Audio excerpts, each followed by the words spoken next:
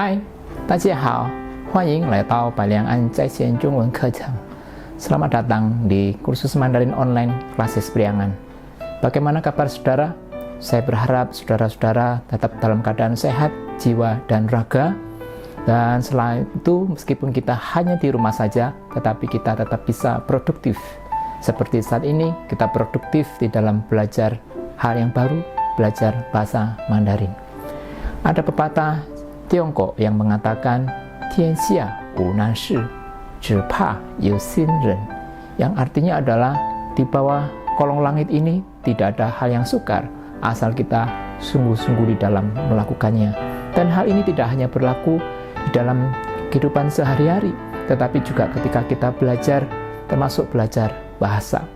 Nah, saudara, meskipun ini adalah pelajaran pertama bagi kita yang belajar pemula, hari ini, materi hari ini terasa sulit, tetapi kalau kita terus mengulangnya, maka kita lama-lama akan biasa. Seperti kata pepatah, orang bisa karena biasa.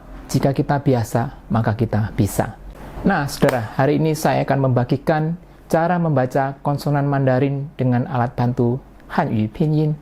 Hanyu Pinyin adalah semacam transliterasi atau alfabetisasi dari huruf Hanzi yang tidak bisa kita baca karena kita tidak mengenal huruf itu, tetapi dengan alat bantu Hanyu Pinyin kita bisa membacanya. Meskipun demikian, kita tetap membutuhkan latihan agar kita bisa membaca Hanyu Pinyin dengan benar. Pada konten kali ini saya akan mengajarkan cara membaca konsonan sebanyak 20 yang umum dipakai dan membutuhkan penyesuaian agar kita bisa membacanya dengan baik dan benar. Saya akan membaca terlebih dahulu, lalu saudara bisa menirukan setelah saya membacanya. Nah, ini adalah 20 konsonan yang saya tambahkan vokalnya supaya huruf ini bisa berbunyi.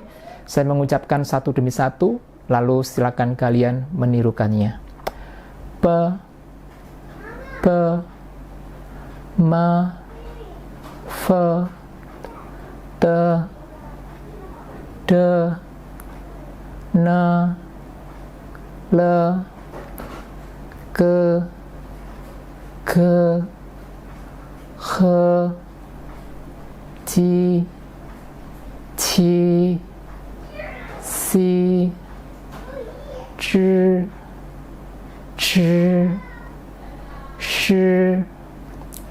Z, C, S.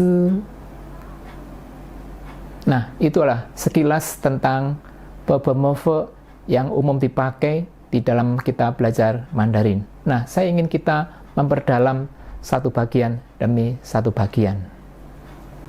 Nah, mari kita pecah bagian demi bagian. Saya akan mengucapkan satu kata demi satu kata, silakan kalian menirukan. Dan sekaligus saya juga memasukkan sheng tiao di situ atau nadanya. Pada edisi yang berikutnya, saya akan mencoba untuk memfokuskan pembelajaran kita pada sheng tiao-nya. Tapi hari ini cukuplah kita mengenalnya dan mencoba untuk menirukan suara saya. Baik, bagian pertama adalah pe. Ini adalah perubahan cara bacanya. B dibaca P dibaca B. Sedangkan M dan F tidak mengalami perubahan sama sekali. Di situ B dibaca P. Nah, contohnya adalah papa. Tirukan. Pu, pan, pa, bai, beizi, Beijing. Lalu P dibaca dengan P. Contohnya adalah peng, piao, 朋友 漂亮 旁边 便宜. Nah, untuk M dan F itu sama, jadi tidak sulit buat kita. Misalnya adalah mama, mai, mei, mei. Lalu F adalah fei, fan, fang, 房子地方. Bagaimana? Tidak terlalu sulit kan? Yang penting B menjadi P dan P menjadi B. Itu aturan yang bagian pertama. Nah, kemudian bagian kedua adalah T, D, N, L. Rumusnya adalah D dibaca T, T dibaca D, N dan L tidak berubah. D dibaca T. Contohnya adalah T, tuo, to, ta, du, dian, 弟弟，电话，多少，东西，电影，第一. Lalu T dibaca dengan D, contohnya adalah他们太天听明天. Nah, lalu N dan L sama, tidak ada perubahan, yaitu你们你的那里能. Lalu L adalah le, ling, leng, liang, liu, lai, le. Nah, tidak terlalu sulit kan? Nah, kalau mau mengulang kembali, silakan diulang kembali. Bisa kita lanjutkan di bagian yang berikutnya, yaitu bagian yang ketiga, yaitu ke, he. Rumusnya adalah G dibaca K, K dibaca G, sedangkan H tetap. G dibaca K, contohnya adalah ke, kau, hui, wo, 高兴，感谢，关系，没关系，公斤，苹果. Lalu K dibaca dengan K, contohnya adalah 考试，可爱，可能，看, 快乐. Untuk H tetap, contohnya adalah 很好, 会, 红, 欢迎, 汉语. Nah, bagian keempat, J, Qi, Si. Rumusnya adalah C dibaca C, Q dibaca C, sedangkan X tidak berubah.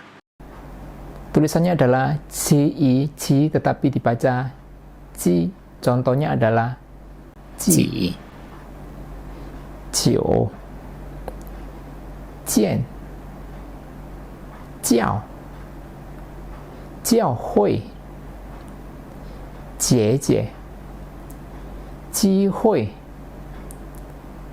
鸡蛋, 今天, 看见, 大家, 已经.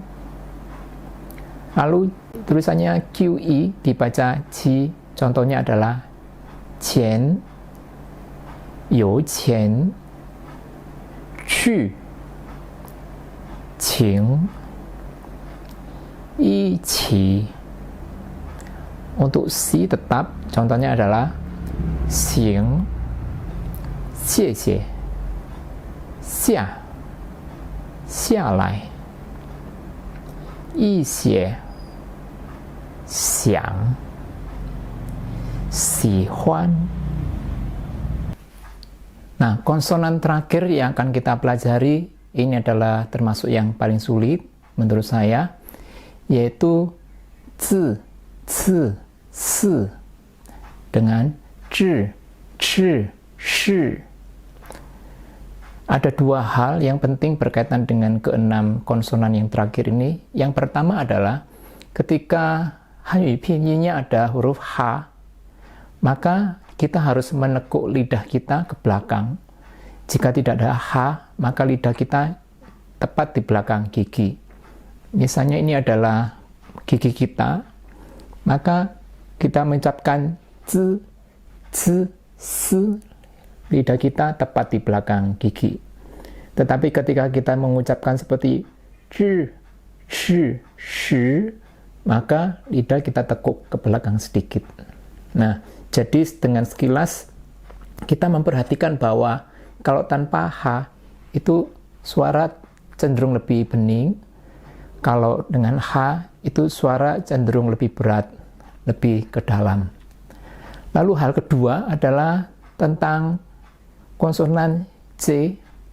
Nah, ketika kita bertemu dengan Hanyu pinyin dengan tulisan C, maka kita harus pastikan kita ada udara yang keluar dari mulut kita. Kita bisa menggunakan kertas, misalnya kita mengatakan c dengan z, ya. Satunya c, satunya z, itu berbeda. Lalu juga zhi dengan chi, ya, zhi dengan chi, itu pun juga berbeda. Jadi dua hal penting yang harus kita ingat. Kalau ketemu H seperti zhi, chi, shi, itu lidah kita tekuk ke belakang. Lalu ketika kita ketemu C, kita harus pastikan udara kita keluar. Nah, dua hal itu yang menjadi kunci untuk kita bisa mempelajari 6 konsonan yang terakhir ini. Nah, mari kita latih kata-kata berikut ini. Yang pertama adalah Z dengan ZA, ZH. Ingat kalau ada H, berarti lidah kita tekuk ke belakang. Kalau tanpa H, berarti lidah kita tepat ada di belakang gigi. Z, silakan tirukan. Zu, zao, zuo, hanzi, 左边，早安，早上，椅子，走，儿子。Nah, kalau ada H, kita lihat contohnya. zhi, zhe, zhao, zhu, 长，桌子，周末，正在。Kalau saudara perhatikan dengan sekilas, kalau ada H itu terkesan lebih berat, sedangkan kalau nggak ada H terkesan lebih ringan. Itu perbedaannya. Lalu kita mencoba bagian kedua, perbedaan antara C dengan CH. Ingat kembali, C itu ada udara, dan H itu ditekuk. Kalau nggak ada H, berarti usahakan lidah kita tepat di belakang gigi kita. Kita coba. Cong, zao can, wu can, wan can, can ting, cheng jing. Nah, sekarang yang ada H-nya, ingat, hembuskan udara dan lidah ditekuk ke belakang. Kita lihat contohnya. Chong bai, fei chang, chang chang, cheng wei, cheng du, jing chang, ji chang, chang ge. Nah, bisa kan? Tidak terlalu sulit kan? Lalu kita coba membedakan antara Z dengan C. Ingat kalau Z minim udara, kalau C usahakan lebih banyak udara keluar. Kita coba. Zuo, zuo fan, qing zuo, 在现在汉字杯子自然. Nah, kita beralih ke C, lebih banyak angin yang keluar. 错, kita bisa pakai kertas. 错误, 菜一次两次下次上次生词. Nah, lalu berikutnya kita coba membedakan antara zhi dengan chi. Ini yang mungkin lebih sulit. Ingat, dua-duanya pakai lidah ditekuk karena ada h-nya. Lalu kalau C itu lebih banyak angin, sedangkan Z lebih minim angin. Mari kita coba. 纸 报纸 知道 中午 主耶稣 上帝 祝福. Lalu CH